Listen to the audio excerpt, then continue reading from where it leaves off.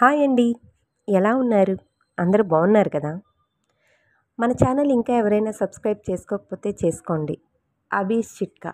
అలాగే మీరు ఈ వీడియో లైక్ చేయడం ద్వారా ఈ వీడియో మరికొంతమందికి చేరే అవకాశం ఉంటుంది.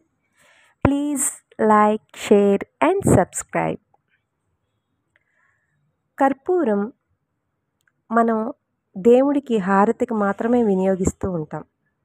కానీ అవి ఇంకా కొన్నిటికి ఉపయోగించవచ్చు.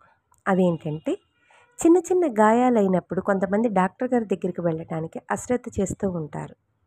అలాంటప్పుడు కర్పూరాన్ని మెత్తని పొడిగా చేసి దానిలో కొంచెం నెయ్యి వేసి ఆ గాయాలైన చోట ఈ కర్పూరం నెయ్యి కలిపిన మిశ్రమాన్ని రాసినట్లయితే గాయాలు త్వరగా మానిపోతాయి.